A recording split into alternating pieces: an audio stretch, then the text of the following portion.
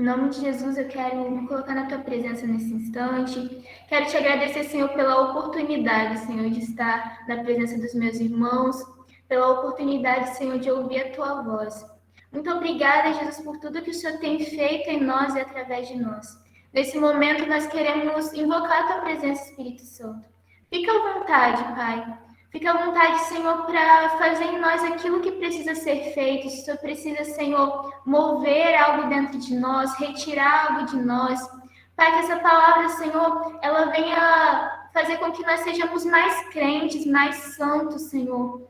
Que essa palavra realmente venha transformar e transbordar os nossos corações. Pai, que o Senhor possa tirar todos os corações de pedra, colocar corações de carne no lugar, Senhor. Corações dispostos, Senhor, a ouvir a Tua voz.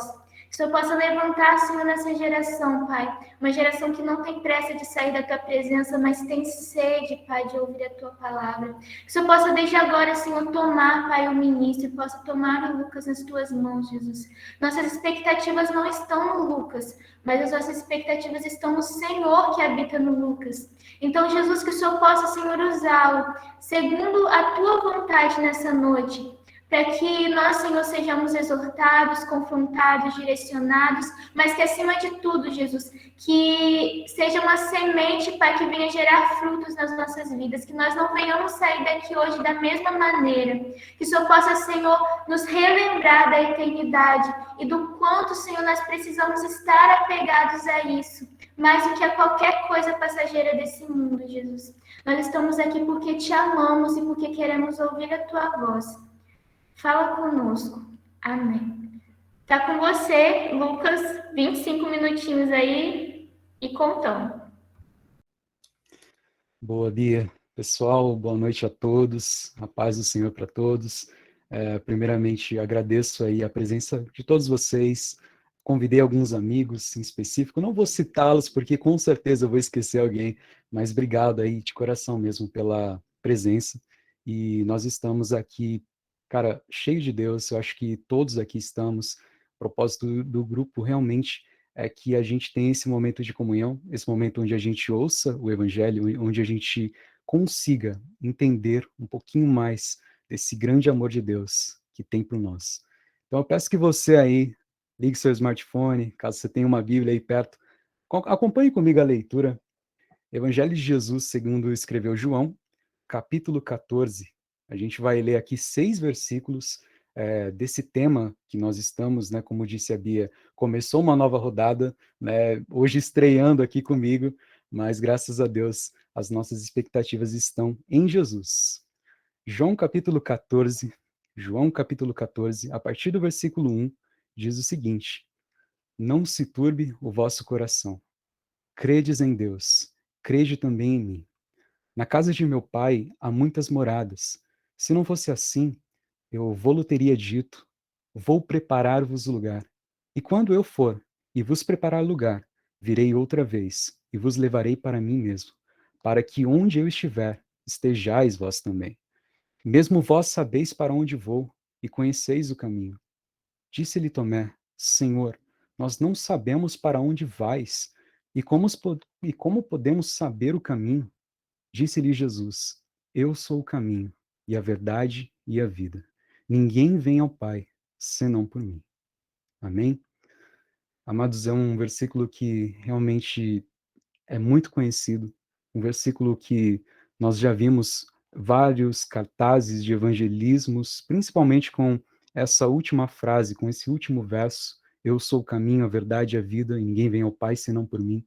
Mas o tema dessa ministração de hoje, ao ler novamente, por muitas vezes nós voltamos à palavra de Jesus e nós entendemos que a palavra de Deus se renova todos os dias. A cada manhã a palavra tem o mesmo texto, é o mesmo texto que nós lemos, mas o significado é diferente, porque nós entendemos que, de acordo com as nossas necessidades, Jesus supre nós de uma maneira única, para que todos os dias a gente tenha esse encontro com Ele. Então, ao ler esse texto, eu vi algo que realmente moveu as minhas estruturas nessa tarde, onde eu dediquei aqui algumas horas lendo, algumas horas buscando inspiração em Cristo, buscando em Deus essa mensagem, e realmente fortaleceu a minha fé. Algum tempo específico eu buscava uma palavra em Deus dessa maneira, e graças a ele eu fui ministrado e quero compartilhar com todos vocês, com todos os meus amigos. Meus queridos, durante 3 anos e meio, Jesus cumpriu o seu ministério. Foram anos de altos e baixos, anos onde os seus discípulos progrediam constantemente e gradativamente, eram transformados à imagem de Cristo.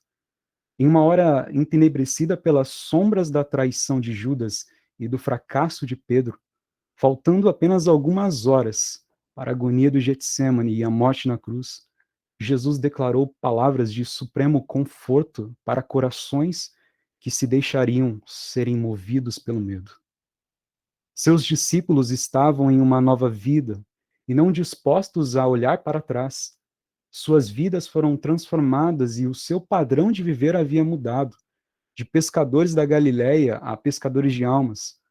A sociedade em si via os discípulos de Jesus de uma forma indivisível, uma forma onde automaticamente, ao olharem Jesus, ao verem os seus discípulos ao seu lado, em uma comunhão, compartilhando o pão, era claramente que havia ali uma fusão de conhecimento, uma fusão de entendimento de uma maneira padrão de se viver. Era uma amizade. A amizade era tamanha que era fácil identificar um discípulo de Jesus e difícil fingir que nunca o havia conhecido. Porque uma vez estando com Jesus, nós sabemos que uma vida é mudada para sempre. Mas Jesus não queria apenas um momento de comunhão, mas uma vida toda de amizade, uma vida toda de comunhão íntima, porque de servos, amigos, ele não nos chama mais de servos, mas amigos. Então, dado todo esse contexto, Jesus anteviu o sofrimento futuro de seus discípulos por conta da sua ausência. Jesus anteviu todos os sofrimentos que os discípulos haveriam de passar. E dessa forma, ele disse para eles não deixarem a aflição chegar em seu coração. Jesus estava dizendo essas palavras que nós lemos, eu peço que você permaneça um pouco aberto aqui, João capítulo 14, voltando lá no primeiro verso que diz: não se turbe o vosso coração, credes em Deus, crede também em mim. Essa parte A do versículo, essa parte primeira, quando Jesus fala, não se turbe o vosso coração, o que Jesus queria dizer através disso? Jesus, como eu acabei de mencionar, ele anteviu o sofrimento futuro dos seus discípulos por conta da ausência que eles sentiriam, porque Jesus estava ali prestes a ser crucificado. E dessa forma, Jesus disse para que eles, os seus discípulos, não deixassem a aflição chegar em seu coração. E o que significa isso? Era basicamente dizer: não permitais que os vossos corações sejam agitados como o mar, impelido pelo vento. Então Jesus estava dizendo que um coração movido pelo medo, ele seria como um mar movido pelo vento. Seria ali nas aflições que os discípulos haveriam de passar. E não apenas os discípulos naquele momento tenebroso, onde Jesus estava ali aproximando da traição, a traição estava iminente. Judas iria traí-lo, Pedro iria negá-lo. E o próprio Deus, no momento onde ele estava em uma condição carregando todos os pecados de toda a existência, os meus pecados, os seus pecados, o próprio Deus havia olhado Jesus de lado e Jesus estava dizendo: meu Deus, Deus meu, por que me desamparaste? Por que me desamparaste? Então era um momento onde... Olha só, você viu a Síria aqui falando? Meu Deus. Então era um momento, pessoal, um momento onde o próprio Deus estava ali olhando para Jesus, vendo toda a imundície, todas as coisas ruins, toda a maldade humana, todo o pecado em si. E era um momento onde Jesus, ele anteveu tudo isso. Jesus, ele tinha uma onisciência. Jesus, ele é onisciente, ele conhece o presente, o passado, o futuro. Jesus, ele conhece, ele sabe essas coisas.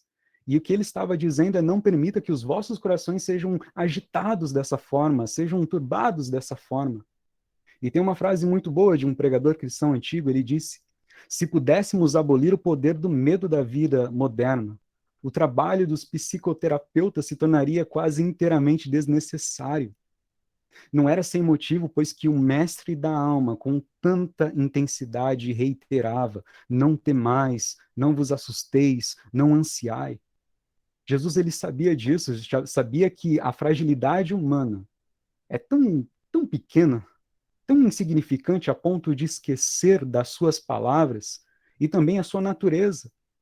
Era como se fosse um barro. Nós lemos lá em Jeremias 18 que Jeremias desceu à casa do oleiro, viu ali aquele oleiro pegando barro, transformando num vaso, e no processo de transformação, o vaso estava ganhando uma forma o barro estava ganhando uma forma de vaso, mas uma hora ou outra ele voltava a uma disforme, ele não conseguia manter a sua forma por um tempo determinado, porque a natureza do barro é uma natureza destrutiva. Mas o próprio oleiro, ele não desiste de transformar o barro em um vaso. Ele não desiste que a nossa transformação seja a imagem perfeita de Jesus, a estatura de um varão perfeito. Então Jesus, ele estava frisando, ele sabia que não apenas os 12 discípulos, mas todos os discípulos ao longo da história, incluindo você e eu que estamos aqui, em algum momento da nossa vida, não em algum momento, mas por diversos momentos, nós talvez esqueceríamos das palavras dele. Nós talvez iríamos olhar mais para o medo e esquecermos de quem afugenta as ondas, de quem acalma as tempestades. Então ele frisava: não temais, não vos assusteis, não ansiais. Mediante isso, Jesus nos dá razões de por que não devemos deixar que o nosso coração seja movido pelo medo. Meus irmãos, eu peço aí que todos, por favor, desliguem o seu microfone. Nós estamos aqui no momento de atenção à palavra de Deus, e nós aqui ministrando o Evangelho, nós temos aqui precisamos que todos aqui estejamos focados no Evangelho, focados na palavra de Deus. Jesus nos dá razões do porquê não devemos deixar que o nosso coração seja movido pelo medo. Jesus, ele coloca aqui algumas coisas que os discípulos não estavam entendendo naquele momento. Por que Jesus está falando, olha, quem é o Pai? Você pode ler aqui o capítulo 13, o capítulo 14 de João, depois do término, você pode aqui procurar e você vai achar muitas perguntas e poucas respostas da parte do discípulo. Os discípulos, como Filipe, como Tomé, queriam saber de coisas que a estrutura atual deles não permitiria que eles conhecessem a isso. Jesus ensinou aos seus discípulos algo muito glorioso. Ele deu duas razões do porquê não devemos deixar que o nosso coração seja movido pelo medo. E a primeira razão que Jesus nos dá ao longo desse versículo, ao longo dessa passagem é: porque nós temos um Pai. A primeira razão por que nós não devemos deixar o nosso coração ser movido pelo medo é porque nós temos um Pai. Jesus ensinou aos seus discípulos a realidade da paternidade de Deus como um poder vivo, sempre presente com eles e no íntimo deles. Então, não ver o Pai na pessoa de Jesus é o mesmo que não conhecê-lo. É crer nessa paternidade, de modo que os sobressaltos do nosso coração sejam reduzidos ao silêncio. É tão glorioso isso, meus amados, que nós temos dentro de nós, Deus, quando nos fez, Deus, quando nos formou, colocou inteligência, colocou intelecto, mas também nós temos um coração de carne. O coração, em toda a passagem bíblica e também ao longo das canções, ao longo da história, remete aos sentimentos, e nós sabemos disso. Então, Deus nos fez de uma forma onde nós possamos ter sentimentos, onde nós possamos ter emoções, e as nossas emoções, por mais que muitas das vezes se curvem ao destino, que muitas das vezes é uma situação tão trágica em nossas vidas, as nossas emoções tendem a fazer com que a gente se sinta só, que a gente se sinta desamparado, sem ninguém para acolher as nossas lágrimas, sem ninguém para estar ao nosso lado, talvez apenas para que a gente expresse o que está dentro de nós. Muitas das vezes, alguém que está em uma situação aflita, às vezes ele não quer nem que as pessoas aconselham ele no primeiro momento. No primeiro momento, ele quer falar o que está dizendo a sua alma. Ele quer falar o que a sua alma grita, o que a sua alma exclama. Então, entendo que é crer nessa paternidade. Jesus estava dizendo que ele na imagem de Jesus, Jesus estava mostrando que em todos nós, os discípulos naquele momento, vocês têm um pai. Então é crer nessa paternidade, de modo que os sobressaltos do nosso coração sejam reduzidos ao silêncio. Onde o nosso coração bate mais forte, onde a nossa ansiedade bate cada vez mais, e quem tem problemas com ansiedade sabe muito bem do que eu estou falando, até mesmo mais do que eu, sabe? É quando você tem aquela crise de pânico, quando você não consegue controlar, quando as suas estruturas não permitem que você controle as suas emoções naquele momento. Você pode ser uma pessoa mais calma possível, paciente até demais, mas quando a ansiedade vem, você não consegue controlá-la. Mas através de Jesus, você consegue entender que você tem um pai, que você não está só, que você não está desamparado, que você não está sozinho.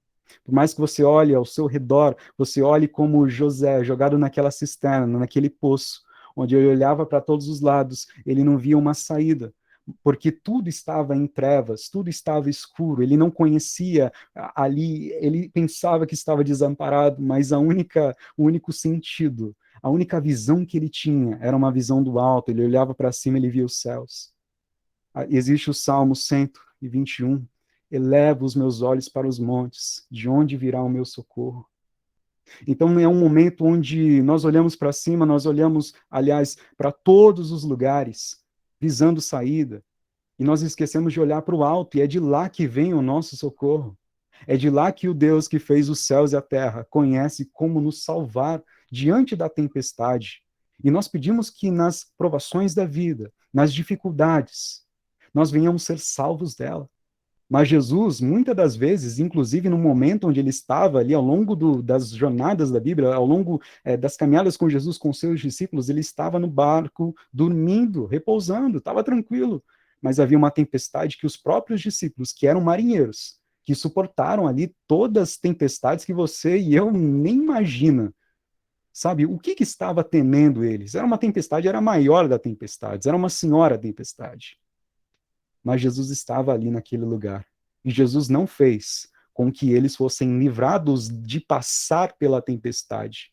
Mas Jesus, com eles, dentro deles, neles, fez com que eles passassem na tempestade com eles. Então, as provações das nossas vidas, muitas vezes a nossa oração é que Deus me livra dessa aflição, me livra desse sofrimento.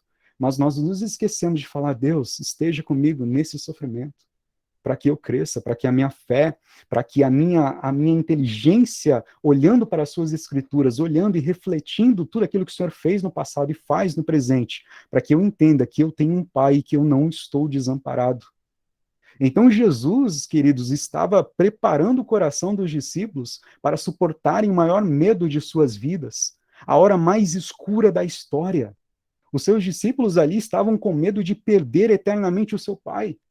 Porque, como eu mencionei, os discípulos estavam andando com Jesus e era uma aparência muito assim, você não conseguia dividir ali, não, esse cara aqui, ele é discípulo de Jesus, não tem como, você não tem como enganar Pedro. Quando estava naquele momento ali, perguntaram ali 3 vezes, cara, eu conheço você, você andava com Jesus, você fala com ele, você até cheira, você tem o mesmo cheiro que ele, você exala o mesmo perfume que Cristo.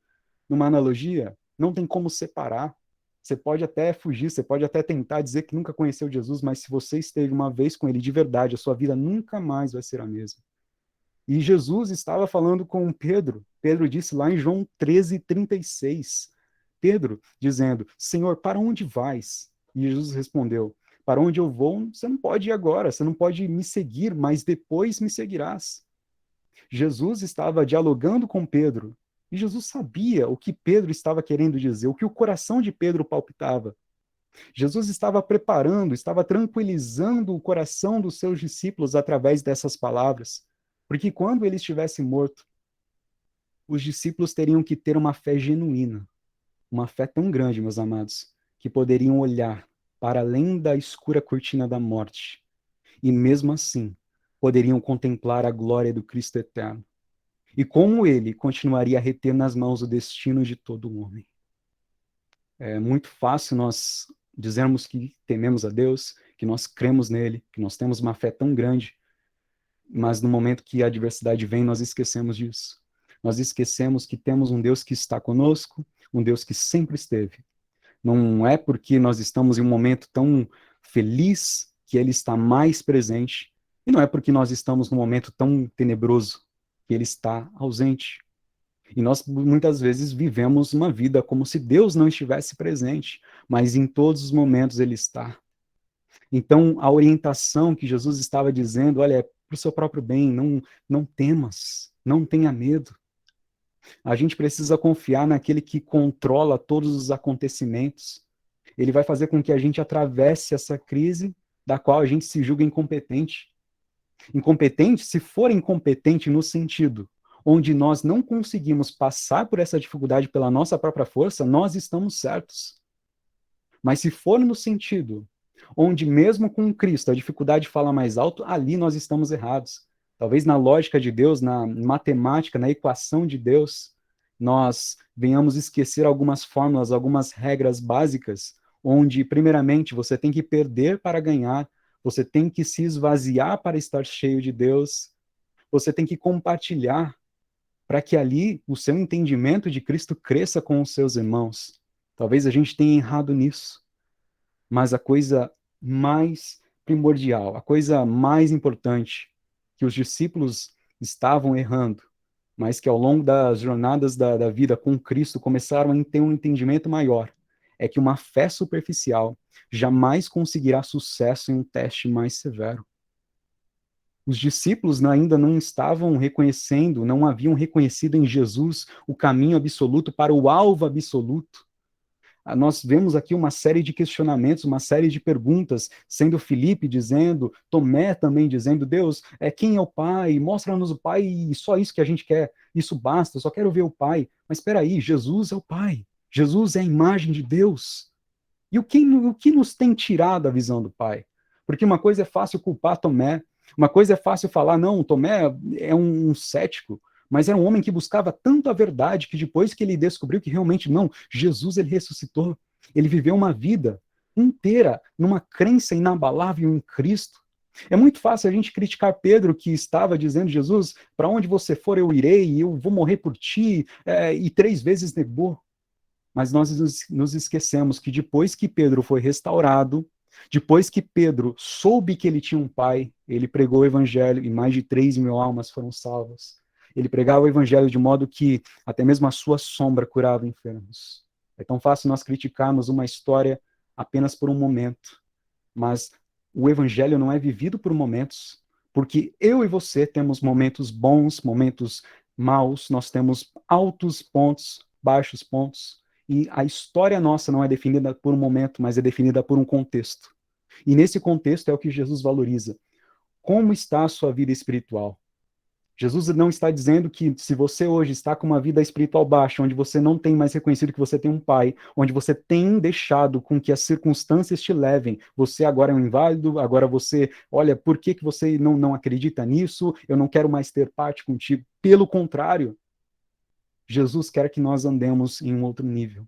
Na verdade, eu nem diria que é um outro nível, mas é o nível, é o caminho. Não existe ali regras, não existem variáveis no reino de Deus, nós temos ali o primeiro amor, agora o segundo, o terceiro amor, não, nós temos, esse primeiro amor, ele não deve durar apenas nos 5 meses de conversão, mas esse amor, essa verdade absoluta de confiar em Deus como criança, igual os primeiros cristãos que eram jogados no Coliseu, mas quanto mais eram perseguidos, mais a igreja crescia. Eles estavam ancorados no firme solo da salvação, nada abalava eles. Havia ali Nero, ali crucificando cristãos, ateando fogo em Roma e culpando os cristãos. Haviam ali Tertuliano, haviam homens de Deus, haviam ali homens que quiseram ali provar a morte carnal, a morte física, do que a morte espiritual, porque eles colocavam um peso na balança de Deus. Para mim é muito mais proveitoso. Paulo dizia que morrer para Cristo é lucro. Eu prefiro morrer aqui nunca negando Jesus. Eu prefiro entregar a minha vida do que negar o meu mestre. Policarpo, aquele bispo que nós lemos aqui nos primeiros cristãos, ele foi ali feito uma proposta. Se ele negasse Cristo, ele seria devorado por feras. Aliás, se ele não negasse Cristo, né? Mas se ele negasse, ele seria liberto de tudo. Mas ele olhou para aquele imperador, ele disse, cara, durante 86 anos eu tenho servido a Cristo e em nenhum momento ele foi infiel comigo. Por que eu vou ser infiel no momento da minha morte? porque é um momento onde eu vou testar a minha fé. Se eu tenho um pai, eu não vou usar a minha fé no momento onde tudo está bem, onde parece que ele está mais próximo a mim. Se realmente eu tenho uma fé que não é superficial, que não é uma fé que um discípulo que seguia Jesus envolto de um lençol, e quando ele viu que era um momento onde Jesus estava sendo preso, e quando pegaram o lençol dele, ele fugiu nu, fugiu com vergonha, porque ele não tinha mais camadas profundas que tornaram ele um discípulo, mas apenas um observador de longe. E os seus discípulos, os discípulos de Jesus, ainda não haviam reconhecido em Jesus o caminho absoluto para esse alvo absoluto. Mas, cara, o que tem tirado a nossa visão do Pai? São possivelmente duas coisas. A primeira coisa são visões distorcidas de quem ele é. Nós projetamos muitas coisas. Nós projetamos casamento, nós projetamos como que é ter um sucesso na vida, se é um emprego, talvez, em uma multinacional, se é uma família em determinadas circunstâncias monetárias, financeiras. Mas muitas das vezes nós colocamos essa má prática sobre Deus. Nós projetamos, não, Deus é um Deus que ele vai me dar em abundância. Se eu dar determinado valor, ele vai me dar o dobro disso. Eu começo a fazer uma barganha com Deus, que não é necessariamente financeira, mas também de valores. Deus, eu estou te honrando, mas eu quero ser honrado. Deus, eu estou fazendo coisas para receber em troca e dobro, e melhor. Eu dou 1 e quero receber 1000. Não é isso. São visões distorcidas de quem ele é. Ele não é um pai que vai castigar os filhos. Ele é um Deus de justiça, um Deus que corrige para o bem, um Deus que diz não para você não quebrar a sua cara, mas também é um Deus que diz, cara, eu permito que isso aconteça para que você reconheça que sem um pai na sua vida, sem a certeza que eu sou o seu pai, cara, você vai ser igual o filho pródigo, que estava vivendo, em Lucas 15, uma visão ali, ele estava administrando os bens do seu pai, ele iria herdar por herança, mas ele percebeu, ele preferiu perder, trocar esses valores. E alguém que tinha o selo da autoridade de filho, naquele momento, estava comendo comida de porcos com os porcos. A segunda coisa que nos tem tirado a visão do pai é uma visão de sermos autossuficientes, como esse exemplo que eu acabei de ilustrar. Nós não somos autossuficientes. Alguns dias eu estava conversando aqui com o Maurício, um integrante do nosso grupo, um grande amigo meu, sobre algo que a gente estava falando, sobre uma geração que não aprendeu a compartilhar, uma geração egoísta, e nós estamos vivendo, nós temos aqui gerações diferentes do que os nossos pais no passado eram. Eles casavam cedo, eles tinham uma vida determinada, não que isso seja o padrão exato, não que isso seja o correto e nós estamos sendo errado. Eu estou falando que hoje nós vivemos em uma geração onde tudo é para que a gente seja autossuficiente e que a gente não dependa de ninguém e que não queira ninguém dependendo de nós. Mas espera aí, o evangelho é para compartilhar. Quando Jesus estava com seus discípulos, ele pregou tudo isso. E havia um momento lá em Atos onde havia um compartilhamento de coisas, estava escrito apenas um coração. Quando Jesus conheceu as pessoas, quando as pessoas conheceram Jesus, quando Jesus pregou para aquela mulher ali do fluxo de sangue, quando Jesus até mesmo falou com a mulher samaritana, haviam 2 corações, o coração de Jesus, que estava ali recluso em uma vida de santidade, que não podia conhecer o pecado, e o coração de outras pessoas que estavam escravos do pecado, estavam escravizadas pelo pecado. Mas, indiferentemente, todas as vezes que Jesus encontra alguém, apenas um só coração. Não existe 2 corações, não existem 2 pensamentos, não existem 2 pessoas em si, mas todos aqueles que têm comunhão com Deus formam um só. Nós estamos aqui como igreja, cada um tem o seu ministério local, talvez você ainda não tenha essa oportunidade de experimentar essa alegria que é compartilhar com os irmãos, mas se você tem um pai, você saiba que você tem irmãos. Se você tem um pai, você precisa de estar com pessoas que têm a mesma visão. A segunda e última coisa que eu vejo, que Jesus dá a razão do porquê não devemos deixar que o nosso coração seja movido pelo medo. A segunda e última coisa, meus amados, nós não devemos deixar que o nosso coração seja movido pelo medo, porque o nosso lar não é aqui. Cara, após uma longa e cansativa jornada, nós podemos finalmente encontrar aquele que sempre consolou o nosso pranto. E dessa vez, com suas mãos, ele enxugará as nossas lágrimas. Com os seus braços, ele nos cobrirá de toda acusação do mundo. A gente recebe uma enxurrada de calúnias, às vezes, talvez, por uma exposição de uma vida sem Deus, que as pessoas começam a julgar, as pessoas começam a dizer que nós somos inválidos, que nós não prestamos, que nós não temos um valor, e muitas das vezes essas palavras não são pessoas que nós não conhecemos, pelo contrário, são pessoas que são da nossa própria família. Mas saiba que aquele que te conhece, aquele que conhece você mais do que a sua própria mãe te conheceu no seu ventre, aquele que ama você, mesmo que a sua mãe, mesmo que uma mãe que ama tanto a sua criança, desamparar o seu filho, o seu Deus, ele não vai te desamparar. Porque hoje nós temos o Espírito Santo aqui, que intercede por nós, mas na eternidade, no lar que Jesus disse, que vai preparar esse lugar, essa morada, será Ele mesmo, pessoalmente, o próprio Deus, com suas mãos, enxugando as nossas lágrimas, com os seus braços, envolvendo-nos e cobrindo de toda acusação. Nosso lar não é aqui, e nós temos a certeza que temos esse lar, o mais exaltado dos lugares. E Jesus é a verdade do caminho pelo qual os homens devem retornar a Deus. E eu quero terminar aqui com uma frase, eu quero que você anote no seu coração, muito mais do que papel e algum bloco de notas. Saiba que sem o caminho não pode haver avanço. Sem a verdade não pode haver conhecimento. Sem a vida não pode haver esperança. Jesus tem a missão de nos conduzir. Jesus tem a missão de conduzir os homens ao Pai. Ali em João 1,18 diz o seguinte: Deus nunca foi visto por alguém. O Filho unigênito que está no seio do Pai, esse o revelou. Segunda coisa, em sua morte, ele torna possível o caminho de volta para Deus. Romanos 5,11. E não somente isto, mas também nos gloriamos em Deus por nosso Jesus, pelo qual agora alcançamos a reconciliação. Jesus, ele mostrou o caminho, e além de mostrar o caminho, ele mesmo é o caminho, ele faz com que na sua morte esse caminho se torne possível. O caminho estava fechado, fechou no Éden, fechou pelo pecado. Você precisava ali conduzir no Antigo Testamento sacrifícios. Você precisava imputar o seu pecado a algum animal, a uma oferta de holocausto, para que ali Deus perdoasse a sua dívida naquele momento. Mas não era algo eficaz, era algo eficiente. Mas o pleno sacrifício de Jesus se tornou isso de uma vez por todas, eficaz.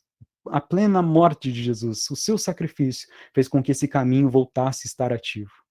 Em sua ascensão, na ascensão de Jesus aos céus, ele ergue os homens aos lugares celestiais. Efésios 1,19. E qual sobre a excelente grandeza do seu poder sobre nós, os que cremos, segundo a operação da força do seu poder. Em sua ressurreição, ele dá aos homens a vida de Deus. Romanos 4,24. Mas também por nós, a quem será tomado em conta, os que cremos naquele que dentre os mortos ressuscitou Jesus, nosso Senhor. E por fim, em sua glorificação, os homens são glorificados e assim penetram no mais elevado dos céus. Romanos 4,25. O que por nossos pecados foi entregue e ressuscitou para a nossa justificação. Então, dado a isso, é muito interessante que a gente entenda que as palavras de Jesus foram para confortar os seus discípulos, não durante aquele momento, não apenas por algum momento, algumas horas, alguns anos, mas para sempre. De modo que não era apenas para os 12, mas se estendeu a você, a mim, a essas 35 pessoas que compõem essa chamada de vídeo agora, essa ligação, esse momento onde nós estamos conectando aqui a Deus, ouvindo essas palavras de Deus. E nessas razões, que nós não devemos deixar que o nosso coração seja movido pelo medo, porque nós temos um Pai e porque o nosso lar não é aqui. Então, que todos saiamos revigorados, que a gente não esqueça dessas palavras. Nós saibamos que na casa do Pai há muitas moradas, e Jesus preparou esse lar para nós com promessas. Por mais que hoje haja lágrima, por mais que hoje haja luto, nós temos a plena certeza, meus amados, que nós teremos um futuro glorioso. E eu termino com o escrito de Paulo. Paulo, ele era um homem muito ousado em Deus, ele era um leão de Deus, e ele menosprezava a dor do sofrimento atual. Ele sempre dizia, primeiro, eu estou bem certo. Paulo, ele sabia do que ele estava falando, porque ele estava sofrendo e Deus estava sendo com ele. Deus aprovava a sua conduta. E a segunda coisa, leve e momentânea tribulação. Cara, você tem o tamanho dessas coisas, a gente pega a tribulação, a tristeza, a gente aumenta um nível estratosférico e esquece de Deus. Aquele que criou você, criou o universo, criou tudo. Sabe, essa leve e momentânea tribulação produzirá para nós um peso de glória. Então, que todos nós, a começar por mim que estou falando essas palavras, que a gente não deixe que os nossos corações sejam movidos pelo medo. Amém?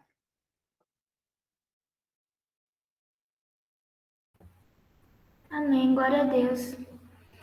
Uau! A gente começou aí com o pé direito. Eu creio que essa palavra falou o coração de vocês, assim como falou ao meu.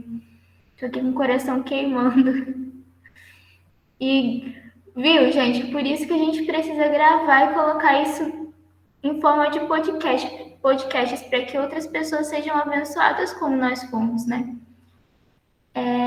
Eu gostaria de fazer uma oração com vocês nesse instante, que você possa colocar agora seu coração em Deus, que você possa queimar de anseio pela eternidade.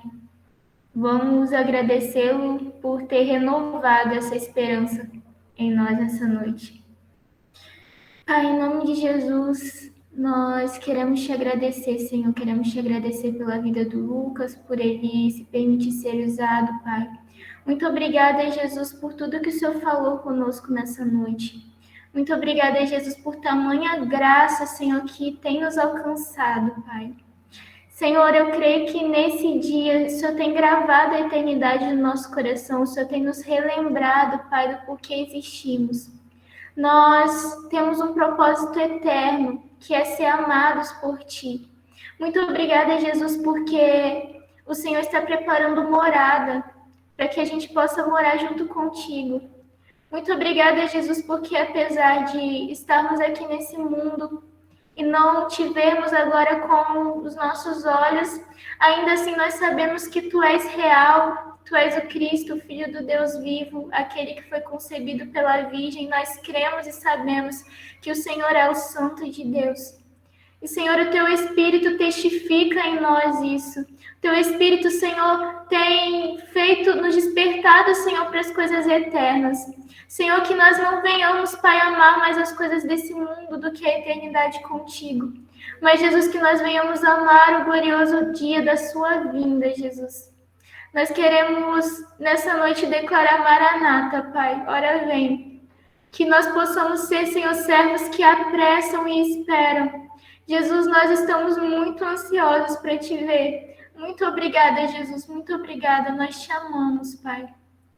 Muito obrigada por esse momento. Amém. Gente, que palavra